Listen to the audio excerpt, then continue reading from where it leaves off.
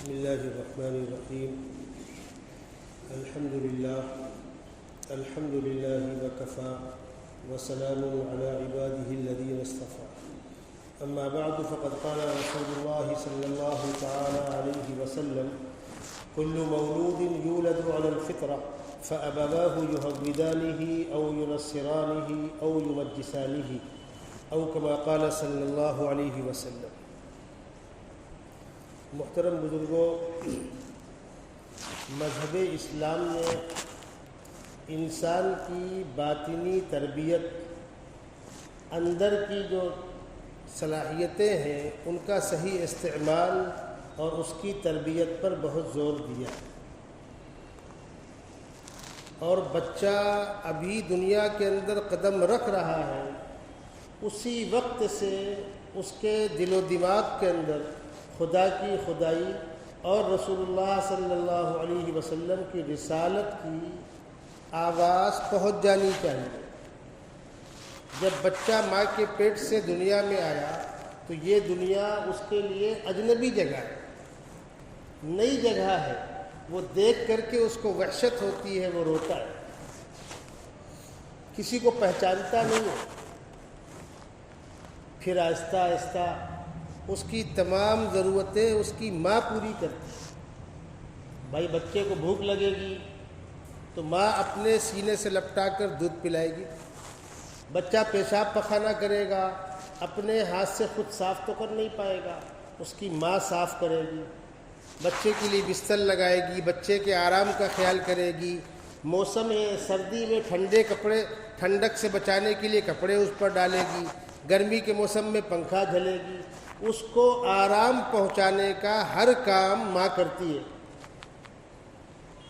تو 2 دن 4 دن 10 دن کے بعد بچے کے ذہن میں یہ بات بیٹھتی ہے کہ یہ میری ہمدرد ہے. اب بچہ اپنی تکلیف کا اظہار اس سے ہی کرتا ہے. سلسلہ چلتا رہتا ہے. بچہ دنیا میں آیا، اس کا ذہن بالکل خالی ہے. جو چیزیں اوپر سے جائیں گی وہ وہاں بیٹھ جائیں گی، وہ جمع ہو جائیں گی. اور جمع ہوتے ہوتے جب بچہ 1.5-2 سال کے بعد زبان کھولے گا تو وہ وہی بولی بولے گا جس ماحول میں ہے. جب وہ چلنے پھرنے کے لائق ہوگا تو وہی کام کرے گا جس ماحول میں. ایک تعلیم یافتہ گھرانے میں بچہ جب چلنے پھرنے کے لائق ہوتا ہے تو اپنے بڑے بہن بھائیوں کے بستے سے قلم، پنسل، کاغذ نکال کر لکھنا شروع کرتا ہے.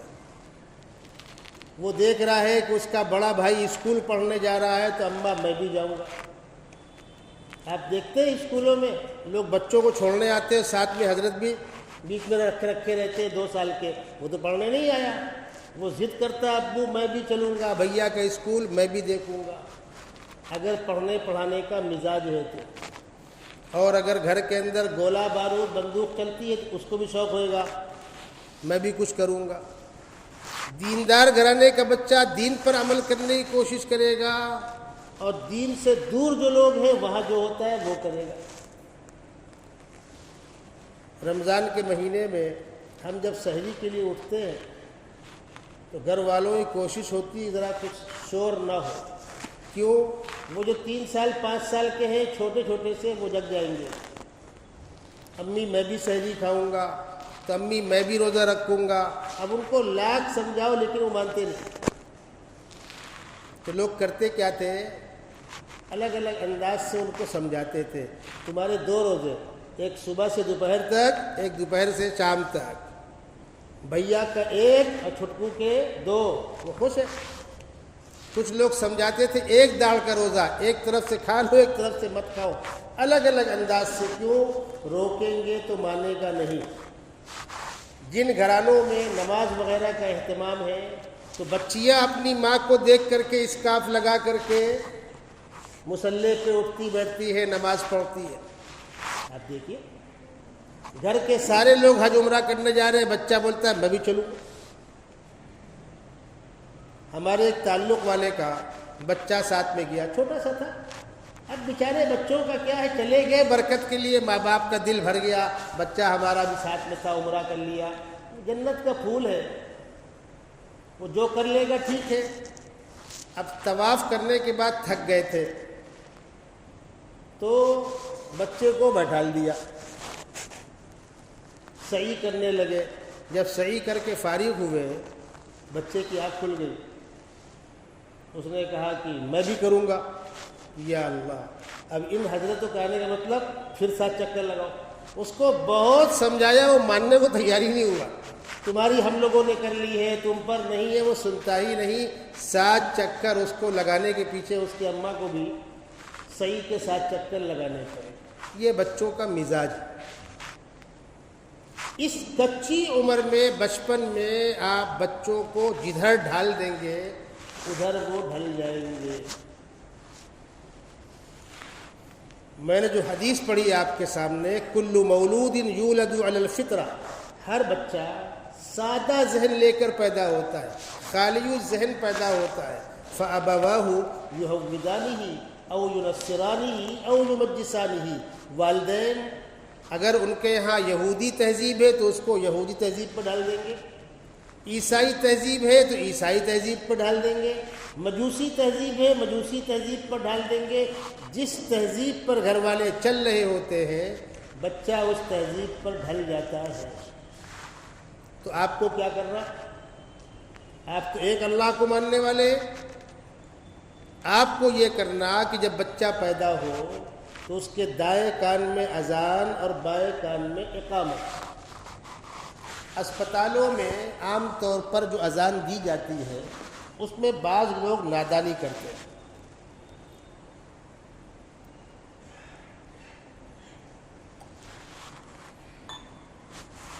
وہ اذان اتنی آواز سے ہو کہ بچہ سن لے۔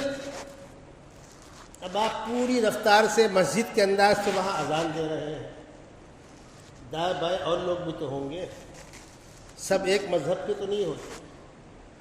اس نادانی کا نقصان ہوگا آپ کو۔ پھر کیا ہوگا کہ ڈاکٹر بولے گا یہاں سب کام کرنا نہیں۔ جب بچہ گھر جائے گا تب اب ہم سے آپ مسئلہ پوچھیں گے، حضرت ڈاکٹر منع کر رہا ہے۔ ڈاکٹر اس لیے منع کر رہا ہے کہ آپ پورا محلہ سر پہ اٹھا رہے ہیں، اپنی غلطی نہیں دیکھو گے۔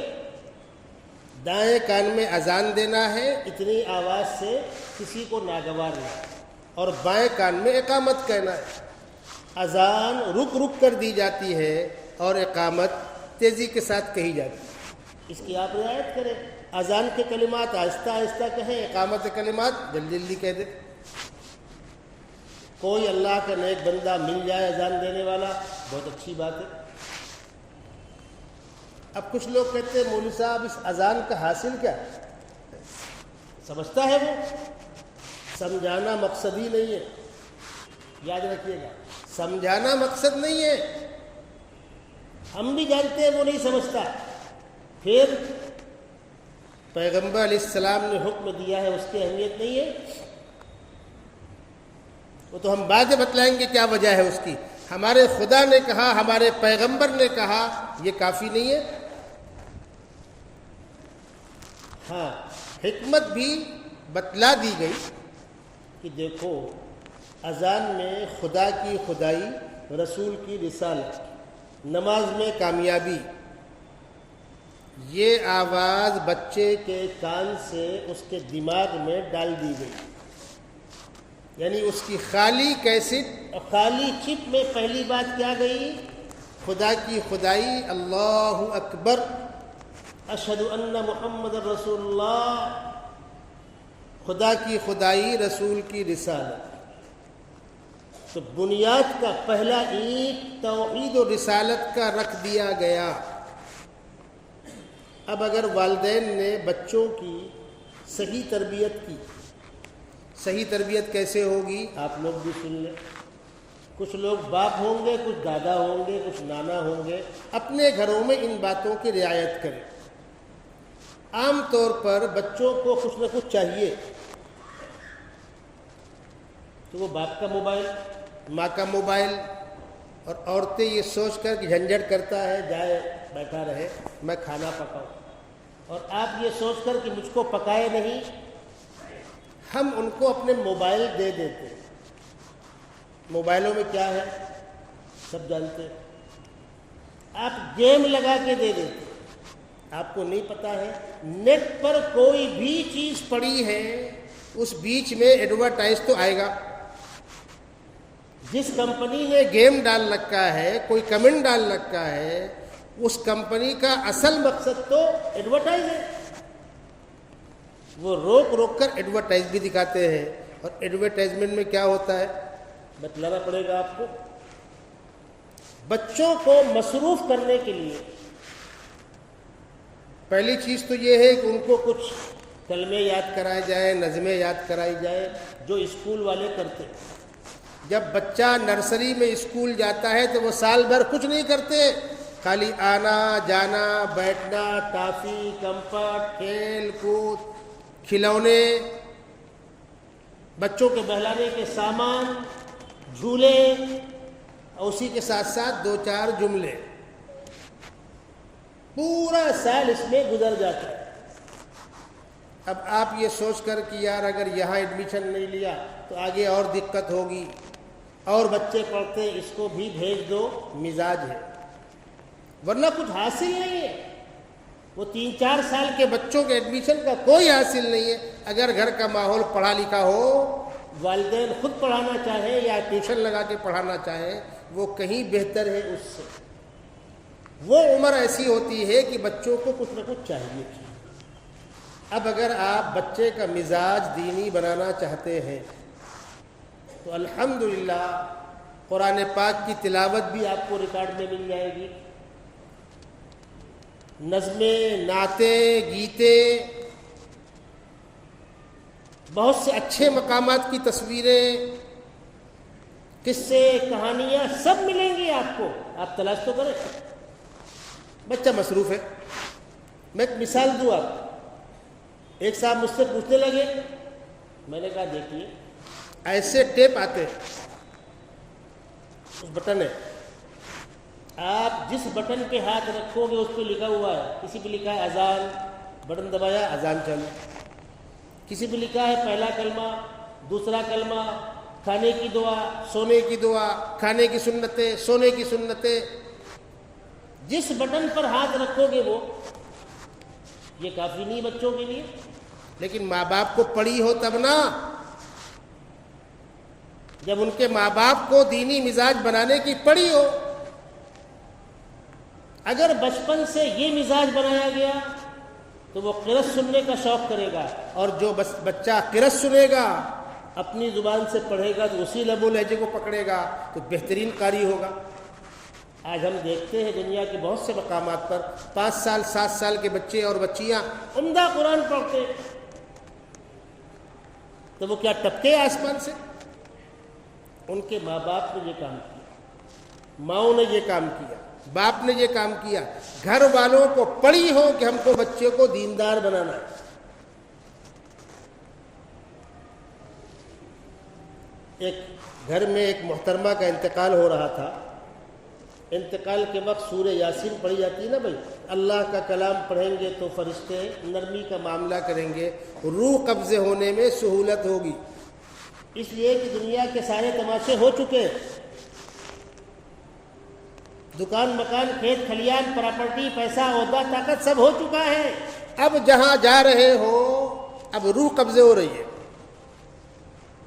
اس روح قبضے ہونے میں اس قدر تکلیف ہوتی ہے، اس قدر تکلیف ہوتی ہے کہ اللہ کے نبی صلی اللہ علیہ وسلم نے فرمایا آدمی کی زندہ کھال اتار لو اس سے زائد تکلیف ہوتی ہے روح قبضے ہوتے وقت۔ اب اس روح قبضے ہونے میں سہولت ہو یا کیا کام آئے گا؟ عہدہ، ڈگری، پیسہ، طاقت، پراپرٹیاں، شور، تعلقات، کچھ کام آئے گا؟ کچھ نہیں کام آئے گا۔ یہاں صرف اور صرف اللہ کا کلام کام آئے گا۔ کون پڑھے؟ میں واقعہ سنا رہا ہوں، میں فیملی کا نام نہیں لینا چاہتا۔ 4 سال کی بچی نے بیٹھ کر دادی کے سرہانے پر سورہ یاسین پڑھی ہے۔ کتنا خوش قسمت گھرانہ ہوگا وہ، اور کتنی خوش قسمت دادی ہوگی وہ جس نے اپنی پوتی کی تعلیم پر توجہ دی. 4 سال کی بچی نے بیٹھ کر دادی کے سرہانے پر سورہ یاسین پڑھی ہے. یہ کب ہوگا؟ جب اس چیز کی اہمیت ہوگی. بھائی کھا کما لو کوئی نہیں منع کرتا، مکان بنا لو، شوق پورا کر لو، ارمان پورا کر لو، کوئی نہیں منع کرتا، اچھا کھا لو، اچھا پہن لو، لیکن کہیں پر یہ گاڑی آخری منزل کو پہنچے گی، اس کے بعد کیا ہوگا؟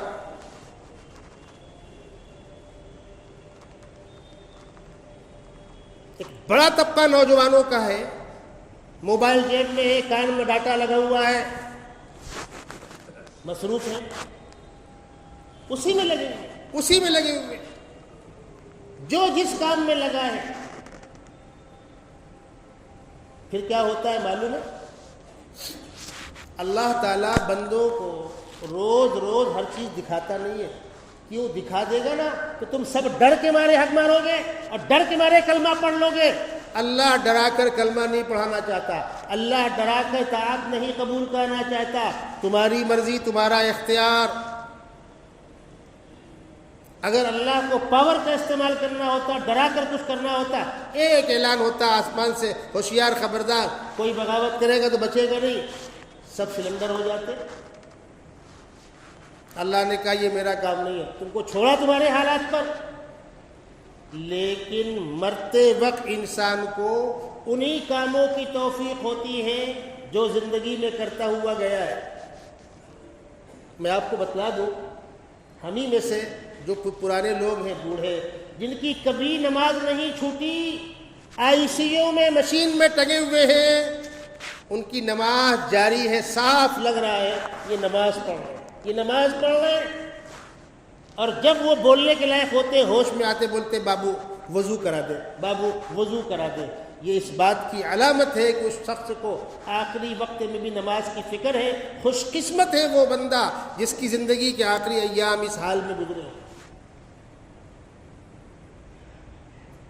ورنہ خدا نہ خواستہ اگر زندگی کسی اور رخ میں گزر رہی ہے تو مرتے وقت انہی باتوں کا تذکرہ ہوگا. اللہ معاف کرے، بعض لوگ آخری وقت میں گالیاں دے رہے ہیں، فلانے پیسہ باقی ہے، فلانے کا حساب باقی ہے، فلاں پراپرٹی لکھانا باقی ہے، یہ بولتے بولتے دنیا سے جا رہے ہیں. اور وہاں پر کسی کا اختیار نہیں چلے گا، کسی کے بس میں کچھ نہیں ہے. جیسی زندگی گزری ہے آخری اوقات ویسے گزریں گے. ایک بزرگ نے واقعہ سنایا، بڑا دردناک واقعہ ہے، نوجوان خاص طور پر سنیں. انہوں نے سنایا کہ ایک نوجوان نے اپنے کمرے میں میوزک اور گانے اور وغیرہ وغیرہ کا پورا سیٹ اپ لگا رکھا تھا، اور 10 12 15 گھنٹہ انہی میں مصروف رہتا تھا. وہ سن رہا ہے، جھوم رہا ہے، سن رہا ہے، جھوم رہا ہے. اس کا آخری وقت آیا تو گھر والوں نے ایک حافظ صاحب کو بلوایا سورہ یاسین پڑھنے کے لیے. حافظ صاحب نے اس کے سرہانے بیٹھ کر سورہ یاسین پڑھنا شروع کیا تو وہ مچلنے لگا، الجھنے لگا، ان کو ہٹاؤ، ان کو ہٹاؤ، ان کو ہٹاؤ. گھر والے پریشان تھے، یا اللہ کیا ہوگا؟ تو کسی نے کہا ایک کام کرتے ہیں، حافظ جی کو باہر بھیج دیتے ہیں، اس کا جو سسٹم ہے میوزک والا وہ چالو کر دیتے، دیکھتے کیا فرق پڑتا ہے. وہ چالو کیا تو وہ تھڑکنے لگا، اور اسی حال میں اس کی روح قبض ہو گئی. آپ بتائیں کہاں گیا؟ سب کو وہیں جانا ہے، مجھے بھی، میری اولادوں کو بھی.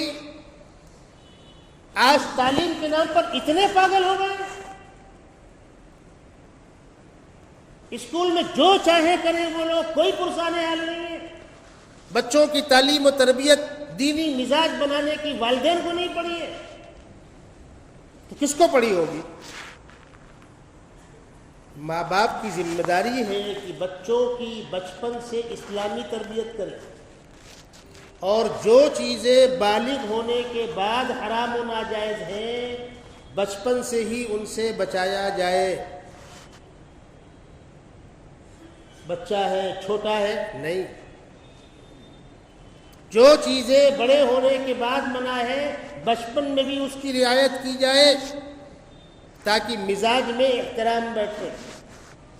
بچہ 7 سال کا ہو جائے اس کو اپنے ساتھ انگلی پکڑ کر مسجد میں لاؤ، یہ تو لوگوں کو حدیث یاد ہے، لیکن مسجد میں آنے سے پہلے یہ سمجھا کر لاؤ کہ کہاں جا رہے ہیں، یہ کسی کو یاد نہیں ہے۔ ماں باپ کی ذمہ داری ہے کہ بچے کو مسجد میں بھیجنے سے پہلے بتلائے، بیٹا وہ اللہ کا دربار ہے، وہاں زور سے بات نہیں کرتے، وہاں شور نہیں کرتے، احترام کے ساتھ جانا، احترام کے ساتھ آنا۔ جب ماں باپ بچوں کو یہ سمجھائیں گے تو بچے بھی اس کا خیال رکھیں گے، ورنہ ہوتا کیا ہے آپ دیکھ لیں مسجدوں میں کیا ہوتا ہے، بچے کبڈی کھیل رہے ہوتے، اچھا کسی نے اگر سمجھانا چاہا تو 4 لوگ اس کو سمجھانے لگتے، ارے یار بچے ہیں وہ تو ایسے ہی ہوتے ہیں۔ تو بچے ہیں کا مطلب مسجد کی بے حرمتی کریں گے؟ کس کے بچے ہیں؟ کون ان کے والدین ہیں؟ کیوں سمجھا کر نہیں بھیجا؟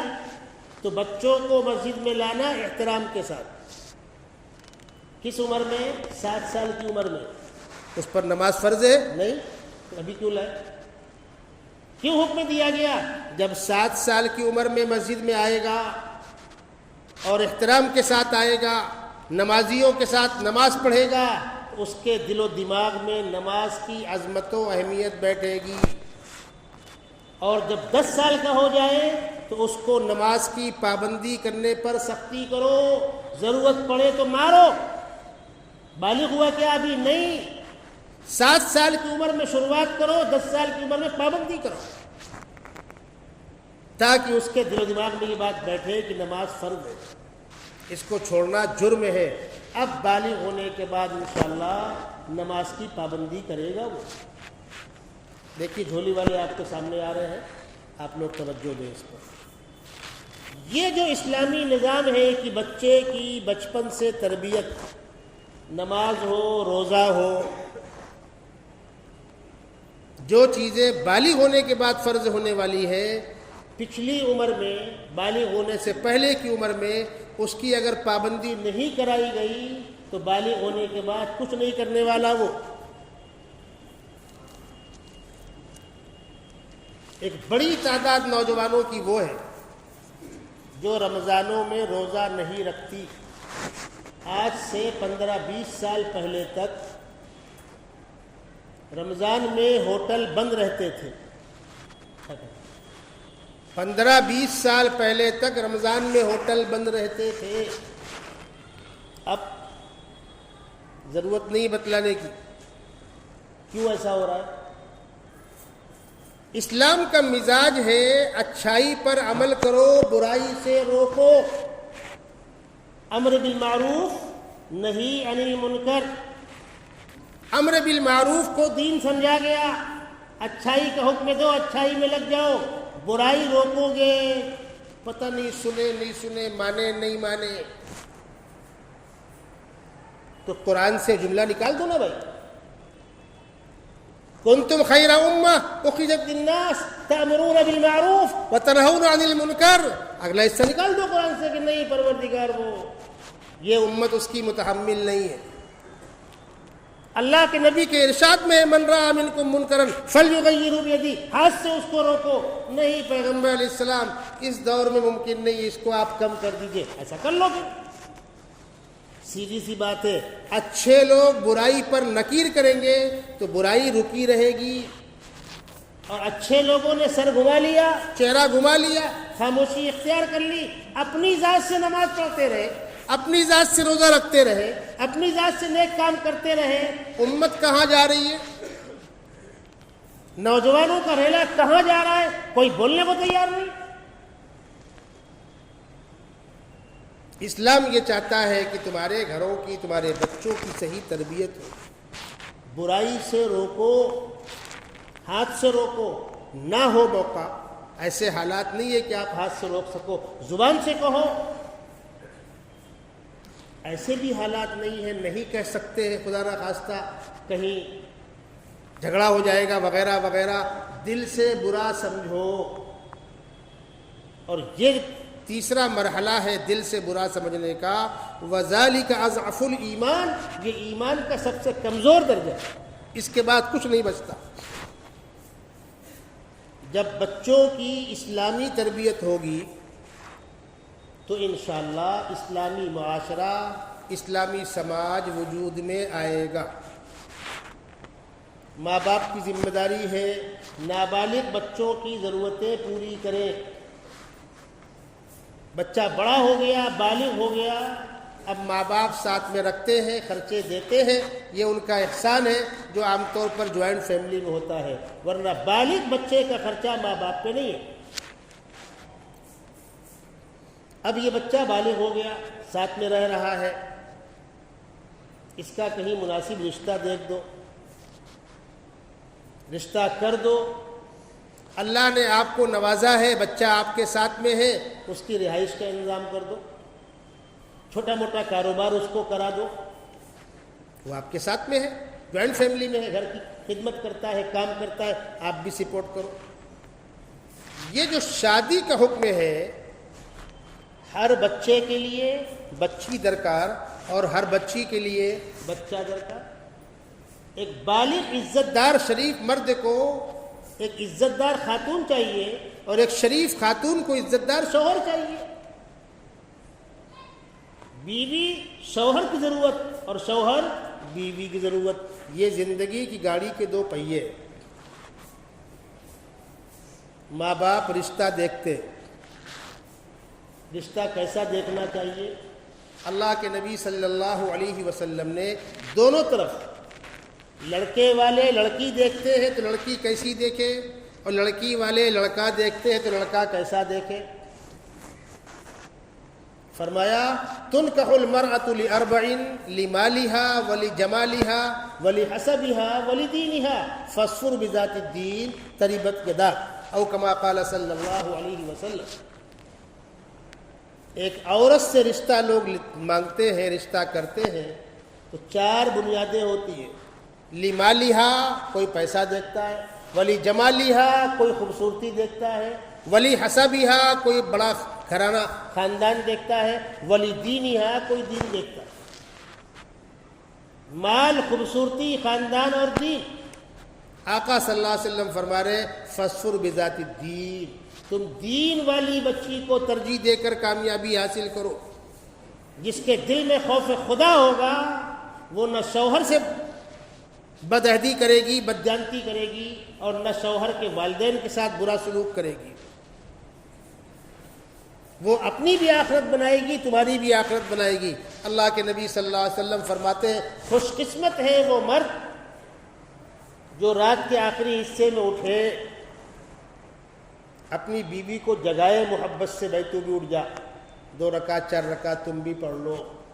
ضرورت پڑنے پر محبت سے اس کے اوپر پانی کی چھینٹیں مارے، اس کو پیار سے جگائے، اور اگر عورت کی آنکھ پہلے کھل گئی شوہر کو پیار سے پہلے اٹھائے۔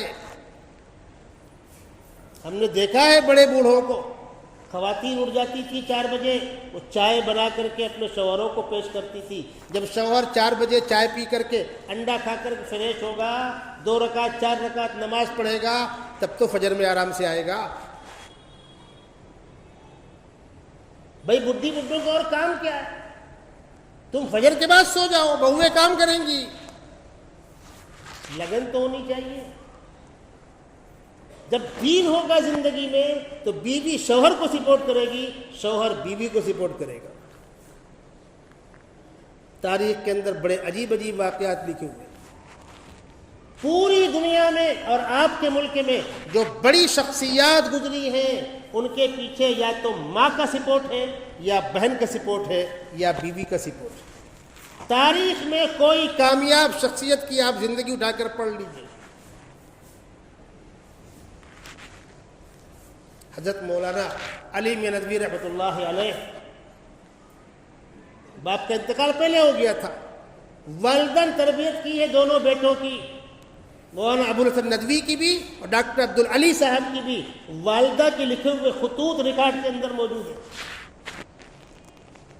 ایک خط میں نے ہی پڑھا ہے، انہوں نے لکھا اس کے اندر، علی میں نے سنا ہے کہ تم دینی تعلیم کو کم اہمیت دے رہے ہو، بیٹا خبردار خبردار ایسی غلطی مت کرو، دینی تعلیم پہلے مکمل کرو، اس کے بعد جو چاہو پڑھو، میری خوشی اسی میں ہے۔ ایک ماں اپنے بیٹے کو لکھ رہی،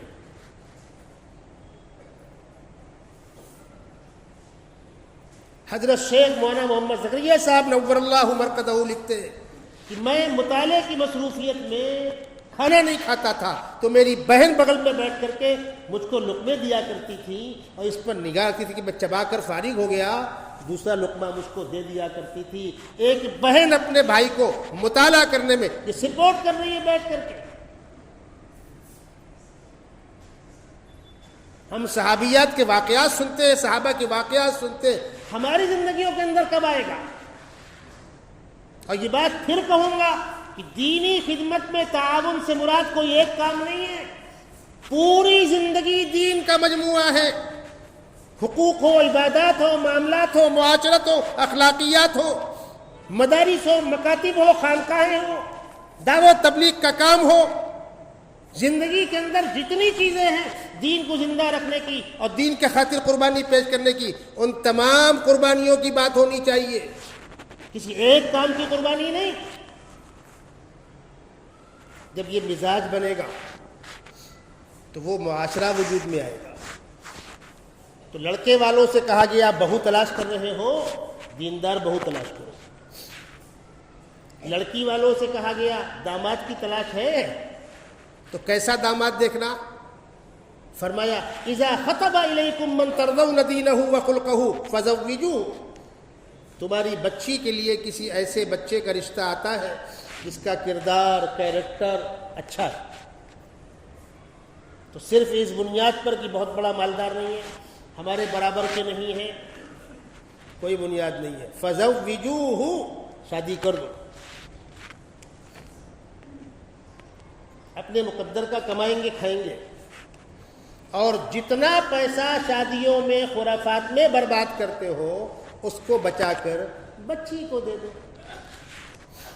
بچی کو ایک دکان، مکان، ایک پلاٹ زمین، 2-4 جوڑی لوم نہیں کر سکتے آپ؟ کر سکتے۔ صرف ناک کی خاطر 50-50 لاکھ روپے خرچہ کرنا اور بچیوں کو ان کا واجبی حق نہ دینا۔ ارے بھائی، بیٹا بھی آپ کا خون ہے، بیٹی بھی آپ کا خون ہے، آپ کی پراپرٹی کے حقدار بیٹا بھی ہے، بیٹی بھی ہے۔ نام آتا ہے کہیں بیٹیوں کو دینے کا، اور کہیں کسی نے غلطی سے مانگ لیا تو بس پھر پوچھئے مت۔ یہ سیدھی بات ہے کہ شریعت نے ایک چیز لازمی قرار دی ہے، آپ رات بھر نفل پڑھیے اور فجر پڑھ کے چھوڑ کے سو جائیے۔ رات بھر نفل پڑھنے سے فجر معاف تو نہیں ہو جائے گی؟ آپ نے بچی کی شادی میں یہ خرچہ کیا، وہ خرچہ کیا، وہ خرچہ کیا۔ میں نے بارہا کہا میں ایسے حوصلہ مند اور ایسے بہادروں سے ملنا چاہتا ہوں جو بچیوں کو ان کا شرعی حق بھی دے اور شادی میں خرچہ بھی کرے۔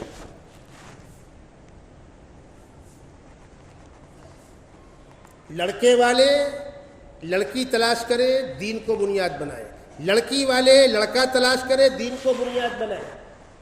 نہیں کرو گے ایسا تو کیا ہوگا وہ آپ سن لیجئے۔ جب گھر کی بڑی بوڑھی عورتیں نکلتی ہیں بہو تلاش کرنے کے لیے، ڈھونڈ رہی ہے، نہیں مل رہی، کسی کے گھر میں جانا، ہم تمہاری بچی کو دیکھنے آ رہے ہیں، وہ 4 لوگوں کو جمع کر لیتے ہیں، بچی کو اطلاع کر دی جاتی ہے، اس کو دیکھنے کے بعد ریجیکٹ کر دینا، آنکھیں چھوٹی ہے، آنکھیں چوڑی ہے، ہونٹ موٹا ہے، ناک چپٹی ہے۔ خدا کی قسم یاد رکھیے گا، کسی کی ہائے مت لیجیے آپ۔ دیکھنے کے اور بھی ذرائع ہو سکتے ہیں، وہ سب فارمیلٹی پہلی پوری کر لے، جب یہ طے ہو کہ ہاں اس بچی سے کرنا ہے تب جائے۔ کسی کی بچی کو مجلس کے اندر بلا کر اور بعد میں اس کو ریجیکٹ کر دینا، اس کے دل پر کیا بیتے گی میرے پاس الفاظ نہیں ہے بیان کرنے کے لیے۔ بعضی بچیوں نے خودکشی کر لی ہے، کیا اس کے 4 ہاتھ پیر نہیں ہیں، آنکھیں نہیں ہیں؟ ایسی ہونا، ایسی ہونا، ایسی ہونا، ایسی ہونا، جنت کی حور ہونا، اور آپ کیسی ہے؟ چلیے ڈھونڈتے ڈھونڈتے آپ کو ویسی مل گئی، جب آپ نے اس کا انتخاب کیا ہے تو اس کو بھی اپنی خوبصورتی پر ناز تو ہوگا. وہ آنے کے بعد گھر نہیں سنبھالے گی، معاف کیجیے گا، وہ بہت سے بہت شوہر کی خدمت کرے گی، بس صاف انکار کرے گی میں ان بڈھی بڈھوں کو جلنے نہیں آئی ہوں. پھر چند دنوں کے بعد مطالبہ ہوگا الگ لے کے رہو، میں کے بیٹھ جاتی بچی جا کر کے. کیوں؟ آپ نے دین کو بنیاد بنایا ہی نہیں ہے، کردار کو، کیریکٹر کو، اخلاق کو، مزاج کو بنیاد بنایا ہی نہیں ہے. آپ نے صرف چہرے کی رنگ و رنگت دیکھا ہے. کہنے والے نے کہا ہے حسن صورت چند روزاں، حسن سیرت مستقل، اس سے خوش ہوتی ہیں آنکھیں، اس سے خوش ہوتے ہیں دل. تم نے آنکھوں کو خوش کیا ہے، خوش کرتی رہو اپنی آنکھوں کو. مت امید کرو بہت تمہاری خدمت کرے گی، گھر کو لے کر چلے گی.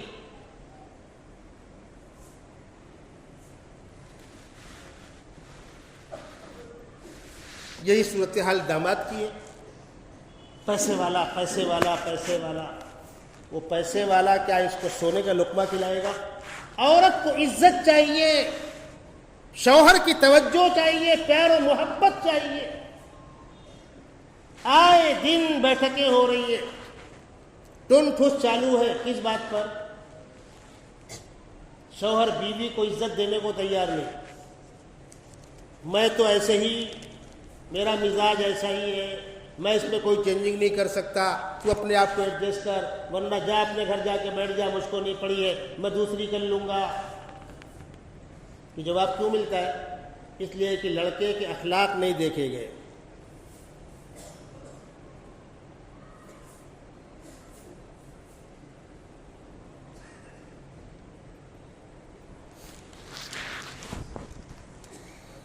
بمبئی کا واقعہ ہے. ایک رشتہ لگا، لڑکے نے ایک بہترین مکان دکھایا ٹاور میں، کم سے کم 2 کروڑ روپے. نوکرانیاں بھی لگی ہیں، گھوڑا گاڑی بھی ہے، بہت مالدار لڑکا ہے. شادی کر دی. کچھ دن کے بعد معلوم ہوا کہ مکان تو کرائے کا ہے، گاڑیاں کرائے کی آئی تھی، وقتی طور پر کام کرنے والیاں لگا لی گئی تھی. 10 سے 15 ہزار اس کی انکم ہے، جھوپڑے میں لے کے رہ رہا ہے. کیا دیکھ کر کیا تھا؟ تو کہتا ہے یہ ہے میرے پاس، رہنا ہے رہو، جانا ہے جاؤ. اس کے مقابلے میں دیندار بچوں کا رشتہ کیا گیا ہے. بچیوں کی دنیا جنت ہے، آدھی روٹی کھلائے گا، عزت سے رکھے گا. اور اگر کہیں ایسا لگتا ہے کہ بھائی داماد تھوڑا سا کمزور ہے تو آپ کو بیٹی کو اس کا حق دینا ہے، کہیں سے اس کا سپورٹ کر دو. کیا مشکل ہے؟ ہماری بیٹی کو عزت کے ساتھ رکھے، عزت کے ساتھ نبھائے. یہ کب ہوگا؟ جب دیندار دیکھ کر کیا ہوگا. تاریخ کے اندر بہت سے واقعات ہیں. ایک بہت مشہور واقعہ ہے. ایک صاحب بھوک سے بے قرار تھے، دریا میں سیب بہتا ہوا آ رہا تھا، اٹھا کر کھا لیا، لیکن دل میں خوف خدا تھا. فکر ہوئی کہاں سے آ رہا ہوگا. چلے الٹا تو پیچھے ایک باغ ملا. اس باغ کا ایک پیڑ دریا میں لٹکا ہوا تھا، اسی سے گرا ہوگا. باغ کے مالک کے پاس گئے، بھائی وہ آپ کے باغ کا سیب ٹوٹ کے گرا، پانی میں بہتا ہوا گیا، میں نے کھا لیا تھا، یا تو مجھ سے قیمت لے لے یا مجھے معاف کر دے. انہوں نے کہا نہ قیمت لوں گا نہ معاف کروں گا. یہ بیچارے بیٹھ گئے کہ نہیں آپ مجھے معاف کر دیں، جو ہے یہیں پڑ جائے، آخرت کی نوبت نہ آوے. ان کو یقین ہو گیا یہ نوجوان دیندار ہے، اس کے دل میں خوف خدا ہے، اس لیے کہ سیب کھا چکا تھا، کون پوچھنے والا تھا. انہوں نے کہا معاف کروں گا ایک شرط کے ساتھ. کیا شرط ہے؟ میری ایک اپاہی لڑکی ہے، لنگڑی ہے، اندھی ہے، بہری ہے، گونگی ہے، اس سے تم کو نکاح کرنا ہوگا. کہا ٹھیک ہے، آخرت برباد نہ ہو، مجھے قبول ہے. ہو گیا نکاح، بدائی ہو گئی. کمرے میں گئے تو ایک پھول جیسی خوبصورت بچی بیٹھی ہوئی ہے. نکل کے باہر آئے، خسر صاحب سے کہا آپ نے کہا تھا اندھی ہے، اس کی تو آنکھیں ہیں، آپ نے کہا تھا لنگڑی ہے، دونوں پیر ہیں. فرمایا ہاں. کسی غیر محرم پر نگاہ نہیں پڑی آج تک اس کی. اس نے اپنی آنکھ سے کوئی ناجائز چیز دیکھی نہیں ہے، ناجائز چیزوں کو دیکھنے سے اندھی ہے، کسی غیر شرعی مجلس کے اندر چل کر نہیں گئی اس لیے لنگڑی ہے۔ اس نسل سے جو اولیاء اللہ پیدا ہوئے ہیں، بڑے بڑے اللہ کے ولی اس خاندان سے پیدا ہوئے جس کی ماں اور باپ اس معیار کے۔ ایک جگہ فساد ہو گیا، سردی کی رات تھی، ایک جوان بچی کسی کام سے باہر نکلی تھی، دنگا ہو گیا، وہ بھاگ کر مسجد میں گھس گئی، جان بچے۔ اس زمانے میں مسجد کے اندر طلباء رہتے تھے، ایک طالب علم، دو طالب علم، صاف صفائی کر دیں گے، ان کو رہنے کی جگہ دے دو۔ تو ایک بیچارہ پردیسی مسافر وہاں رہتا تھا، یہ بچی اندر گئی اور کہا کہ دنگا ہو رہا ہے، میں کڑی لگا دوں؟ لگا دو۔ لگا دی کڑی۔ اس نے کہا کہ بہن تم یہاں آ گئی، میرے لیے بڑے مسائل پیدا ہو جائیں گے۔ تو لڑکی نے کہا میں کہاں جاؤں، میری جان کو خطرہ ہے، میری عزت کو خطرہ ہے۔ کہا اچھا ایک طرف تم لیٹ جاؤ۔ وہ لیٹ گئی۔ یہ طالب علم چراغ میں کتاب پڑھ رہا تھا، بہت غور سے آپ سنیے گا، خوف خدا کس کو کہتے۔ پڑھتے پڑھتے چراغ کی لو پر اپنی انگلی رکھ دی، جب جلا ہٹا لیا، پھر مطالعہ کرنے لگا، پھر کچھ دیر کے بعد چراغ کی لو پر انگلی رکھ دی، لڑکی دیکھ رہی وہاں سے۔ صبح ہوئی تو اس نے کہا بہن اب تم چلی جاؤ، محلے کے لوگ آئیں گے مجھے متہم کریں گے، دنگا فساد ختم ہو گیا ہے۔ اس نے کہا ٹھیک ہے میں جا رہی ہوں۔ یہ بتلا دو خالی چراغ میں انگلی کیوں رکھتی تھی؟ ارے بہن تم جاؤ اپنا کام کرنا، بتلانا پڑے گا۔ تو انہوں نے کہا شیطان میرے دل میں وسوسہ ڈال رہا ہے، تیسرا کوئی نہیں ہے، کڑی لگی ہوئی ہے، جو الزام آنا ہوگا آئے گا، بلا لو اس کو اپنے پاس۔ تو میں نے ابلیس کو جواب دیا دنیا کی آگ جہنم کی آگ سے 70 گنا کم گرم ہے، اس آگ کو برداشت کر کے بتلا دے۔ اگر اس آگ کو برداشت کر سکتا ہو تو اس آگ پر جرات کرنا۔ میں نے چراغ کی لو پر اپنی انگلی رکھ دی، جب جلا تو سارے ارمان ٹھنڈے ہو گئے۔ 2 مرتبہ ابلیس نے مجھ کو بہکانا چاہا تھا، میں نے اپنے آپ سے مخاطب کر کے کہا چراغ کی لو کی گرمی برداشت کر کے بتلا۔ اس نے کہا ٹھیک ہے، بچی اپنے گھر چلی گئی۔ کچھ دنوں کے بعد بچی کے رشتے کی بات چلی تو بچی نے کہا وہ فلانی مسجد کے اندر جو اللہ کا نیک بندہ رہتا ہے میں اس سے شادی کروں گی۔ گھر والے پریشان، یا اللہ یہ کیا مصیبت ہے، وہ ہمارے برابر کے نہیں ہیں۔ سمجھا بجھا کر تھک گئے تو لوگوں نے کہا وجہ؟ تو بچی نے یہ واقعہ سنایا، جو تنہائی میں بھی معصیت کرنے سے بچتا ہے، مجھ کو ایسا شوہر چاہیے۔ اب وہ لڑکی اس کے نکاح میں آئی۔ یاد رکھیے گا اس طرح کا دیندار جوڑا، یہ بھوکے سوئیں گے تو فرشتے ان کے اوپر پروں سے ہوائیں جلیں گے، ان کی گودوں سے پل کر نکلیں گے بچے، وہ دیندار نکلیں گے۔ یہ وہ مائیں تھیں جو بچوں کو دودھ بھی بغیر وضو کے نہیں پلاتی تھی، یہ وہ مائیں تھیں جو بچوں کو بیٹھال کر قرآن پاک کی تلاوت کرتی تھی اور پڑھ پڑھ کے پھونکتی رہتی تھی، یہ وہ مائیں تھیں جو بچوں کو سلاتے وقت سونے کی دعا، اٹھتے وقت اٹھنے کی دعا، کھاتے وقت کھانے کی دعا یاد کرایا کرتی تھی۔ تب ان کی گودوں سے کتب غوث و ابدال نکلا کرتے تھے۔ آج گھروں کا ماحول کیا ہے؟ اسلام یہ چاہتا ہے کہ بچوں کی صحیح تعلیم و تربیت پر توجہ دی جائے۔ بچوں کے حقوق والدین پر، اس پر میں نے آج گفتگو کی۔ والدین کے حقوق بچوں پر انشاءاللہ آئندہ ملاقات میں اس پر گفتگو کی جائے گی۔ چند دنوں کے بعد 20 تاریخ کو جو مرحلہ آپ کے سامنے آنے والا ہے الیکشن کا، ایک جمہوری نظام ہے۔ پچھلی مرتبہ بھی آپ لوگوں کو سمجھایا گیا تھا، اپنے اوقات کو فارغ کر کے اس دن ہر آدمی اپنا ووٹ ڈالے، اور جو آپ کو پرچی ملتی ہے ووٹ کی اس کو محفوظ رکھیے، اس کو بڑے کاغذ میں چپکا کر کے فائل میں لگا کے رکھیے۔ 15-25 سال کے بعد کبھی یہ حالات پیدا ہو سکتے ہیں، تم یہاں کے شہری ہی نہیں ہو تو آپ کو پروف کرنا ہوگا، اور جس یادی میں آپ کا نام ہے اس یادی کو ریکارڈ میں رکھیے، وہ تمام چیزیں ریکارڈ میں رکھیے۔ آسام کے حالات آپ کے سامنے، ٹھیک ہے، اللہ جزائے خیر دے جمعیت علماء آسام اور دیگر اکابر کی خدمات کو کہ سپریم کورٹ نے بالآخر ان کے تمام ارمانوں پر پانی پھیر دیا، اور 71 سے پہلے جو لوگ وہاں پر رہ رہے تھے ان سب کو انڈین مانا گیا، ورنہ وہ تو لاکھوں لاکھ مسلمانوں کے لیے مسئلہ تھا شہریت کا۔ یہ گندگی پورے ملک میں کبھی بھی کہیں پھیل سکتی ہے۔ جو ووٹ دینا ایک فارمیلٹی ہے، کس کو دینا آپ کی مرضی، کالے چور کو ووٹ دینا۔ آپ کو بتلا دوں، ہم لوگ پچھلے سال نئے ناموں کی انٹری کے کیمپ چلا رہے تھے، بہت سے اللہ کے بندوں نے چلایا ہے، سب قابل مبارکباد ہے۔ تو نوجوان آ کے پوچھتے تھے میرا نام چڑھوا دو، آپ جس کو بولو اس کو ووٹ دیں گے۔ ہم نے کہا دیکھ بھائی اگلی بات مت کر، اگلی باتیں مت کرو، اپنا نام چڑھاؤ، جن کا نام نہیں ہے ان کا نام چڑھ جاوے، اور جو پہلی مرتبہ ووٹر بنے ہیں ضرور ووٹ ڈالو تاکہ سرکاری ریکارڈ میں آپ کا ووٹر ہونا درج ہو جائے۔